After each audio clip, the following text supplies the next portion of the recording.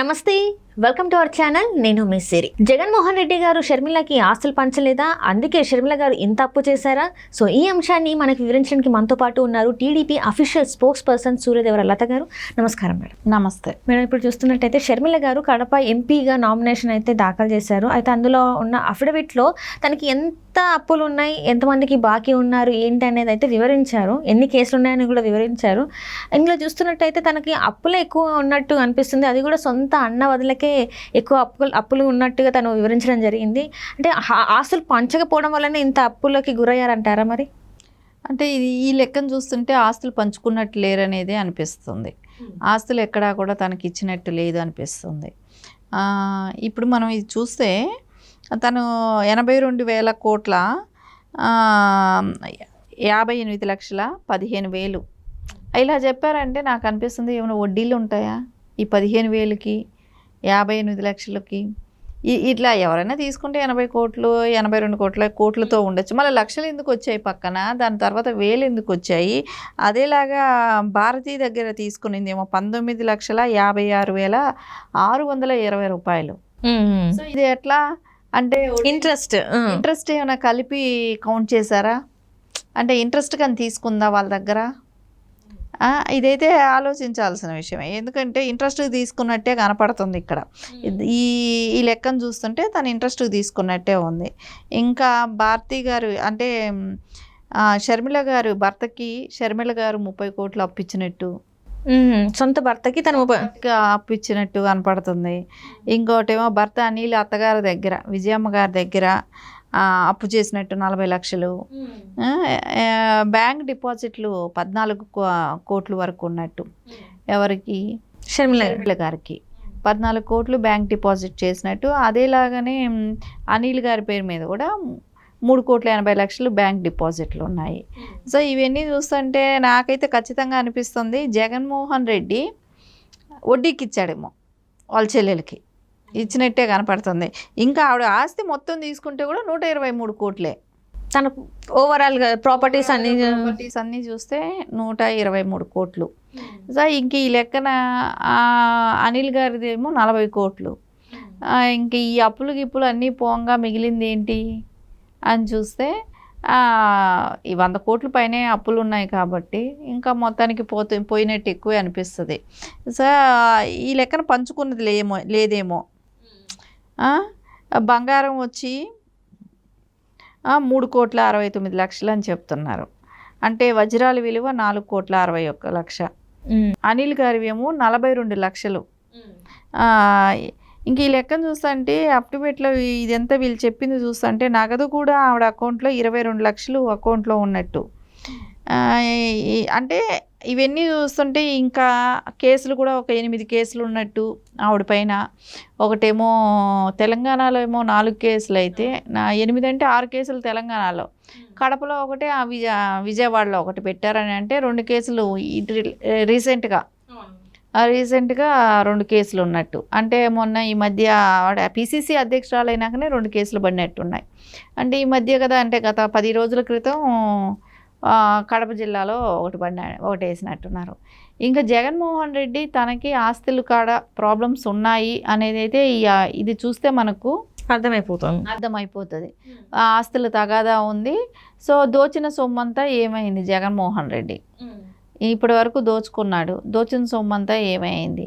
So ఆయన ఒక్కడే అనుభవిస్తున్నాడు. ఇంకా ఇదంతా భారతి గారు మీద ఇప్పుడు సాక్షి పెట్టింది వచ్చి యాక్చువల్లీ రాజశేఖర్ రెడ్డి గారు ఆయన ఉన్నప్పుడు, ఆయన సీఎం అయిన 1 ఇయర్కి అట్లాగే ఓపెన్ చేశారు సాక్షి మీడియా కానీ ప్రింట్ మీడియా కానీ 2. సో అది ఎట్లాగైనా ఇద్దరికీ ఉంటుంది తండ్రి వస్తే. కానీ ఇది భారతి గారు ఒక హ్యాండిల్ చేయటం ఏంటో, ఎప్పుడు కూడా ఆవిడే హ్యాండిల్ చేస్తుంటారు.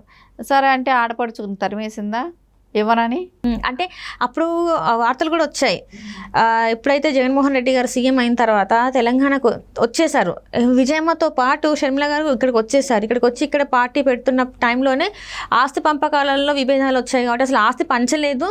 సో అందుకోసమే ఆ విభేదాలు రావడం వల్లనే ఇక్కడికి వచ్చి తను పార్టీ పెట్టుకుంటుంది అని చెప్పేసి కూడా వార్తలు వచ్చినాయి. సో అది ఇది అప్పటి నుంచే ఉన్నది అని అనిపిస్తుంది. ఇందులో వాస్తవం ఉందంటారా? మరి ఖచ్చితంగా ఇది ఎప్పటి నుంచి స్టార్ట్ అయిందంటే ఒక పొలిటికల్ దీనిలో ఇమేజ్ ఎక్కడ వస్తుందో ఎవరికి, షర్మిల గారికి ఇమేజ్ వస్తుంది కొంచెం. ఎందుకంటే తను చేసిన పాదయాత్రే కానివ్వండి, జైలుకి వెళ్ళినప్పుడు జగను జైల్లో ఉన్నప్పుడు తన పాదయాత్ర చేయటమే, ప్రజల్లోకి వెళ్ళటం.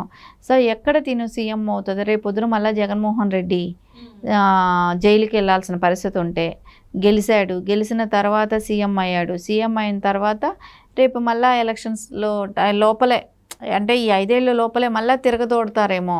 అప్పుడు మళ్ళీ జైలుకి వెళ్తే షర్మిలారెడ్డి కానివ్వండి, విజయమ్మ కానీ కలిసి ఉంటే మళ్ళీ వాళ్ళు ఏమైనా సీఎం అవుతారో. సో ఈ ఫ్యామిలీలో అంటూ విడిపోతే కొంచెం భారతిరెడ్డి గారికి అవకాశం ఎక్కువ ఉంటుంది కాబట్టి నెక్స్ట్ సీఎం అయ్యే అవకాశం. సో అందుకని అక్కడి నుంచే స్టార్ట్ అయ్యింది.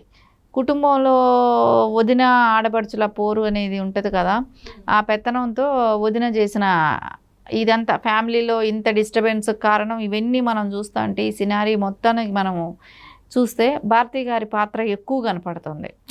అంటే వివేక గారి హత్య కేసులోనే కానివ్వండి, ఈవెన్ని పొలిటికల్గా అనదొక్కాలనే కానివ్వండి, ఆస్తులు ఇవ్వకపోవటమే కానివ్వండి. ఎందుకంటే ఇవన్నీ కూడా వాళ్ళ నాన్నగారు ఉన్న టైంలో, అంటే రాజశేఖర రెడ్డి గారి టైంలో ఉన్న ఆస్తులే కాబట్టి వాటిల్లో ఎక్కడ కూడా తనని మెన్షన్ చేయకపోవటమే కానివ్వండి. ఇవన్నీ అంటే చెప్తున్నారు కదా, ఈడీలో మొత్తం జగన్ పేరు మీదనే ఆయనే జైలుకి వెళ్ళాడు కదా, నువ్వు జైలుకి వెళ్ళలేదు కదా, అందుకని నీకు ఇవ్వాల్సిన అవసరం లేదు ఆ 43,000 కోట్లు అంతా జగన్మోహన్ రెడ్డి మీద ఉంది కాబట్టి ఆయన జైలుకి వెళ్ళాడు కాబట్టి సో ఆయన కోసం అది ఆయనకే వర్తిస్తుంది, నీకు వర్తించదనేది వాళ్ళ లాజికల్ పాయింట్. సో ఇక్కడ అది ఏమవుతుంది అంటే ఆయన రాజకీయ భవిష్యత్తు కోసం నేను తిరిగాను కదా, అది అంతా వాళ్ళ నాన్నగారు సీఎంగా ఉన్నప్పుడు దోచిన సొమ్మే కదా. ఎందుకంటే జగన్మోహన్ రెడ్డే కాదు, రాజశేఖర్ రెడ్డి గారు బతుకున్న ఆయన మీదైనా కేసు ఉండేది. ఆయన చనిపోయారు కానీ ఆయన బతుకుండుంటే ఈ అక్రమ ఆస్తులు కూడబెట్టడంలో ఆయన కూడా ఒక ఇదే. సో ఆయన కూడా అరెస్ట్ అయి ఉండేవాడు ఉండుంటే. సో ఖచ్చితంగా వాళ్ళ తండ్రి దగ్గర నుంచి వచ్చినవి కూడా ఉన్నాయి కాబట్టి ఆస్తిలో వాటా ఉంది అని అడగటం సో భారతి గారు నిరాకరించడమే కానివ్వండి, ఇవన్నీ చూస్తూ ఉంటే పక్కడ్బందీగా వీళ్ళని వెళ్ళగొట్టాలని చేసిన ప్రయత్నంలోనే వాళ్ళు సక్సెస్ అయ్యారని అనిపిస్తుంది. సో ఇవన్నీ చూస్తుంటే అంటే అప్పట్లో లావాదేవీల్లో ఇచ్చుకోవటమే కానివ్వండి, వీళ్ళు కౌంట్ చేస్తే ఇప్పుడు వడ్డీలతో సహా ఇంత డబ్బు అయి ఉంటుందేమో, అవన్నీ కూడా వాళ్ళు ఇప్పుడు బయట పెట్టడమే కానివ్వండి, ఇవన్నీ జరిగాయి. అంటే ఇప్పుడు దానికి 23,000 కోట్లు కాదు, 123 కోట్లే కదా ఉంది. ఆ 123 కోట్లు వీళ్ళకి వెళ్ళాల్సిన అప్పు కింద వెళితే తనకు ఉండేది ఎంత, చాలా తక్కువ. అందుకని ఇప్పుడు ఇవన్నీ బయట రావటం జరిగింది. సో నన్ను మోసం చేశారు అనేది పకడ్బందీగా ఇప్పుడు ప్లాన్ చేసి రికార్డెడ్గా బయట పెట్టారు. సో దీని అన్నిట్లో కూడా జగన్మోహన్ రెడ్డి భారతి గారి హస్తం ఉందనేది, అంటే తనని బయట పంపించడానికే కానివ్వండి, ఇది పబ్లిక్ అంటే మొన్నటి వరకు వివేకానంద గారి హత్య ఒకటే కాదు, నన్ను ఈ రకంగా బయటకు రావాల్సిన అవసరం కల్పించారనేది అది ఆస్తుల పరంగా కూడా బయట పెట్టి ఓపెన్గా చూపెట్టడం జరిగింది. Right madam, right. Thank you so much madam. Thank